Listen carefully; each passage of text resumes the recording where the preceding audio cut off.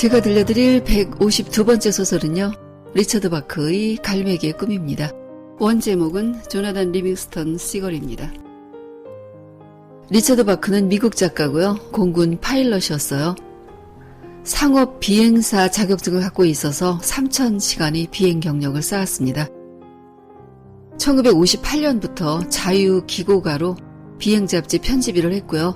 1960년대에 들어서면서 소설을 썼습니다. 주로 비행과 동물을 소재로 글을 썼고요. 그 시기에 쓴 소설 중에는 미국 청소년 우량도서 25권에 속해 있는 작품들도 있습니다. 1970년에 갈매기의 꿈을 출간했어요. 이 책이 엄청나게 많이 팔렸습니다. 소설은 갈매기인 조나단 리빙스턴이 완전한 비행을 위한 꿈을 실현하기 위해 노력하는 과정을 통해서 자아실현, 꿈의 성취가 주는 자유가 삶의 목적임을 말하고 있습니다. 갈매기의 꿈은 영화로도 나왔었어요. 닐 다이아몬드가 부른 OST들이 너무 좋았어요. 사람은 안 나오는 갈매기가 주인공인 의인화 소설입니다. 그러면 이야기 시작하겠습니다.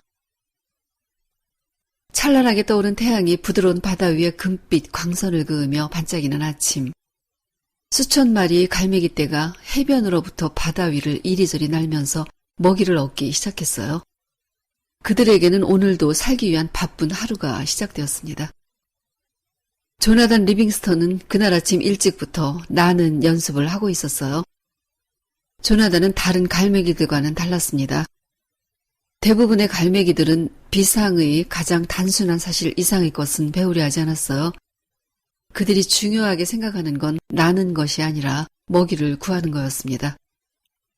그러나 조나단은 먹는 게 문제가 아니라 나는 게 문제였고 나는 것 자체를 사랑했어요.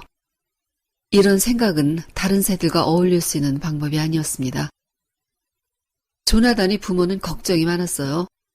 어머니는 왜 다른 갈매기들처럼 하지 않는가를 물었고 조나단은 단지 자신의 힘으로 할 수 있는 것을 알고 싶다고 했습니다.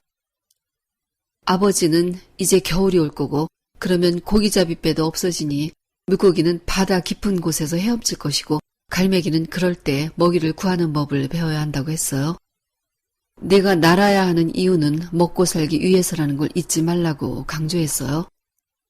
조나단은 아버지 말도 맞다고 여겨져서 고기나 빵 조각을 구하기 위한 시도를 해보았지만 이내 부질없는 짓이라는 생각을 했습니다. 이런 걸 할 시간에 나는 법을 배워야 한다는 결론을 내렸어요. 그는 혼자 일주일 동안 바다 멀리 나가서 굶주린 채 연습을 계속했습니다. 그 결과 다른 갈매기들보다 더 빨리 나는 법을 터득할 수 있었어요. 하지만 순조롭지는 않아서 강렬한 속도로 급강하하는 것을 연습했지만 균형을 잡는 것에서 자꾸 실패했어요. 시속 110km 이상을 날면 깃털이 엉망으로 휘감겨서 균형을 잃고 바닷속으로 처박히곤 했어요. 이 문제를 해결하려면 고속을 유지하는 동안 날개를 고정시켜야 했습니다. 600m 상공에서 다시 시도해보았어요. 시속 80km를 돌파하자 날개를 완전히 편 채 고정시켰습니다. 엄청난 힘이 필요했지만 결과는 아주 좋았어요. 연습 끝에 시속 140km도 날았고 이건 갈매기 세계에서는 신기록이었어요. 그러나 승리는 한순간에 불과했습니다. 급강하면서 온몸이 산산조각 나는 듯한 파열음을 느꼈고 벽돌처럼 단단한 바위에 처박히고 말았습니다. 의식을 잃었다가 깨어났을 때 그는 차가운 달빛을 받은 채 바다 위를 표류하고 있었어요. 양쪽 날개의 깃털은 찢겨져서 아프기도 했지만 실패의 중압감이 무거웠어요. 이 무게가 견딜 수 없이 힘들었고 자신감이 떨어졌습니다.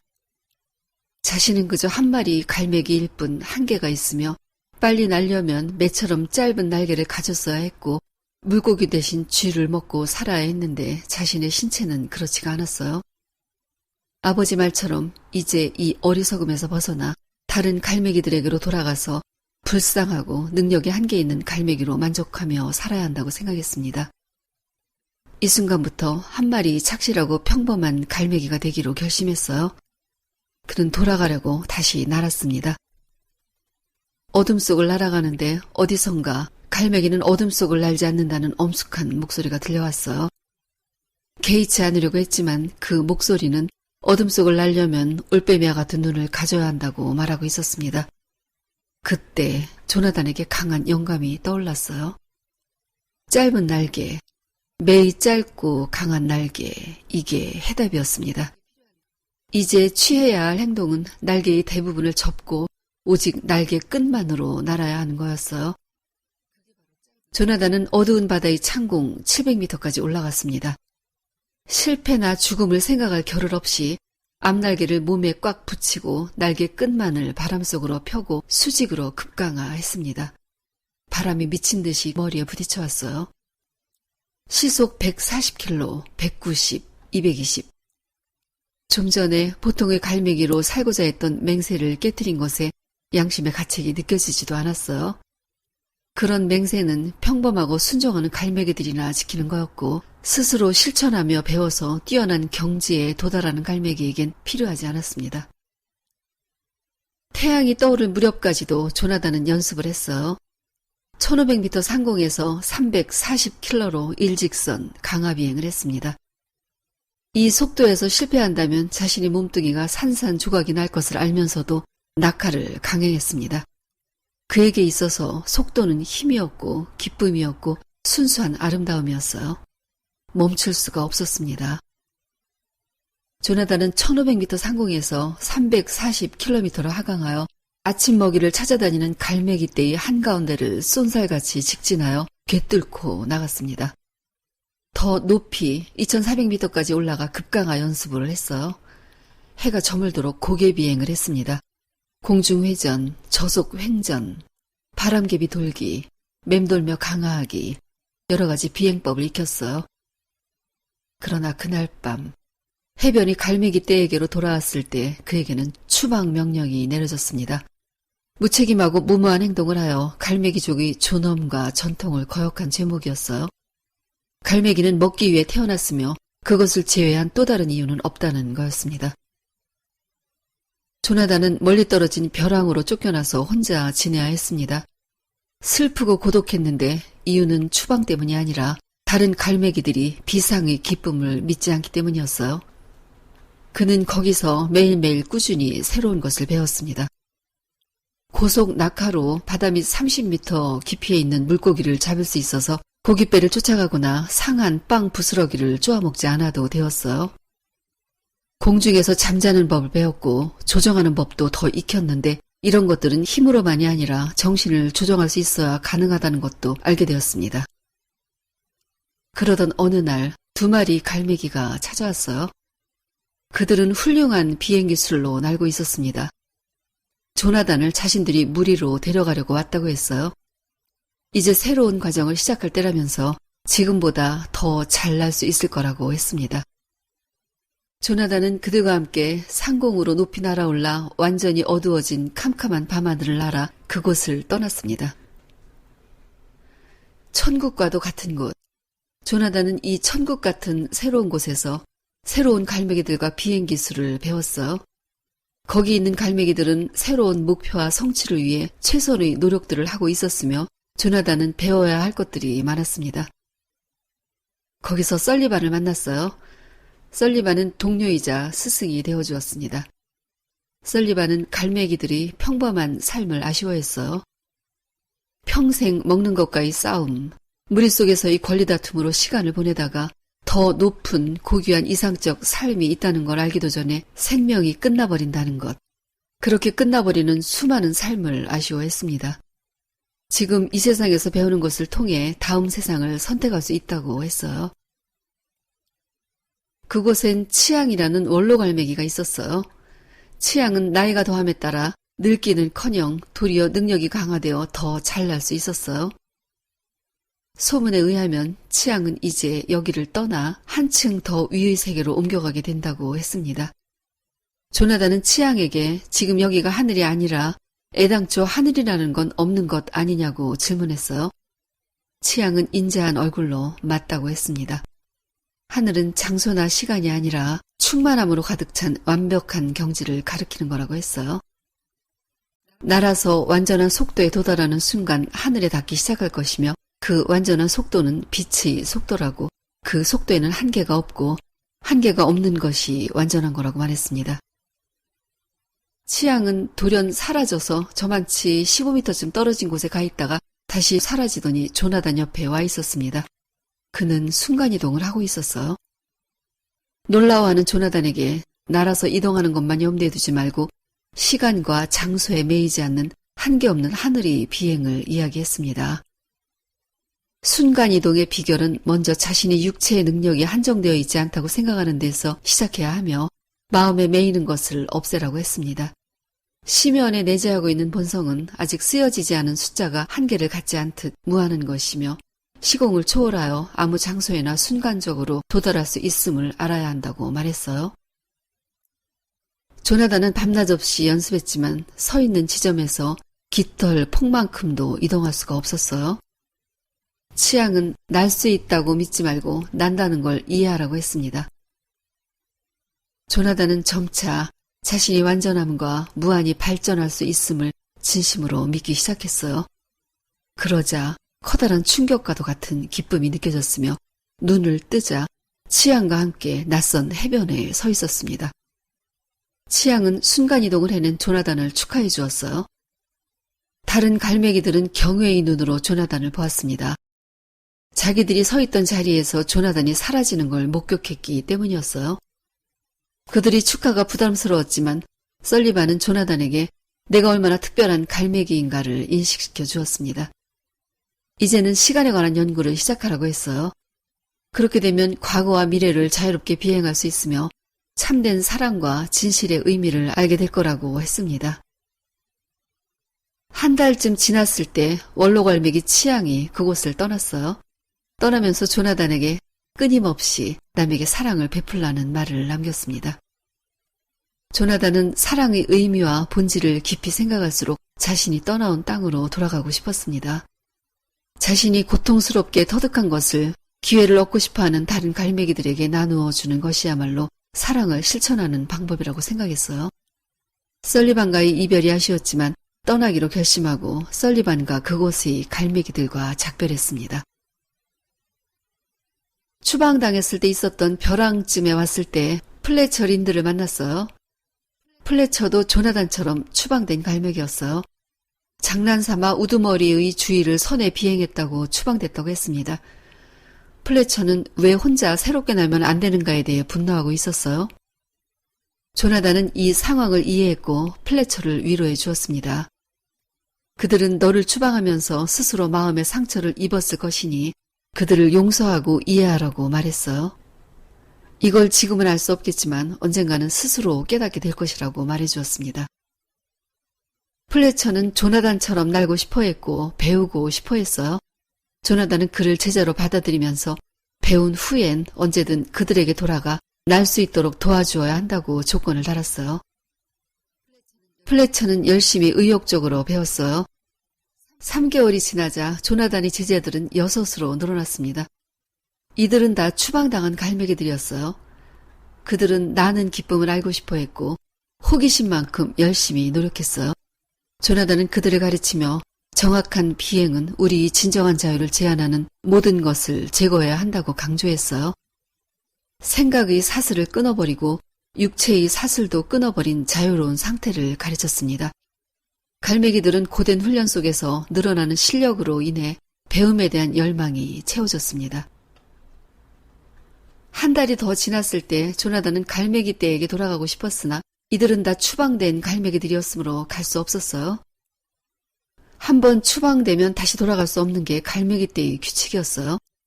그럼에도 조나단은 돌아가고 싶었습니다. 8 갈매기는 함께 날개를 맞대고 이중 다이아몬드 형태의 편대를 지어 날아갔습니다. 그들의 모습은 아름답고 힘이 있었어요. 조나단이 앞장서고 오른쪽엔 플래처, 왼쪽에는 헨리가 섰습니다. 수평 비행을 하다가 회전하면서 배면 비행을 했고 다시 수평 비행을 했습니다. 그들이 돌아오자 갈매기 떼들은 8 갈매기 비행을 보았으므로 추방당한 이들이 돌아옴보다는 대체 어떻게 저렇게 날 수 있는지를 경이로워했습니다. 그러면서도 추방당한 이들에 대한 경계심을 풀지 않았어요. 날이 갈수록 조나단에게 비행을 배우려는 갈매기가 늘어났습니다. 어느 날에는 날개가 부러진 갈매기 메이나드가 찾아와 날고 싶다고 했어요.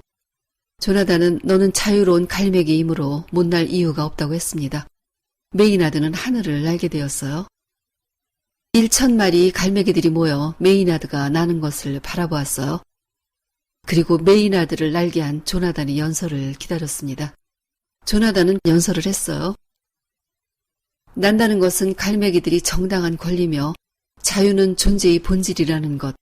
자유를 방해하는 것은 의식이든 미신이든 어떤 형식의 제약이든 다 파기되어야 한다고 말했습니다. 그러자 누군가 갈매기 떼의 규칙일지라도 파기해야 하냐고 물었고 조나단은 진정한 법률은 오직 자유로 이끌어가는 거라고 대답했어요. 누구든 잘 날 수 있으며 지금 자신이 제자로 배우고 있는 갈매기들이 너희들과 다른 건 그들은 자신이 원하는 걸 이해했고 실천하고 있는 거라고 말했습니다. 모여드는 갈매기들은 늘어났으나 조나단을 비난하는 무리도 있었어요. 조나단이 갈매기들을 악마로 만들고 있다는 소문도 돌았습니다. 그러던 중에 플래처가 새로운 생도들에게 비행을 가르치다가 화강암 절벽에 부딪혔어요. 플래처는 고통으로 정신을 잃었는데 그때 그에게 어떤 목소리가 들려왔습니다. 그건 조나단의 음성이었어요.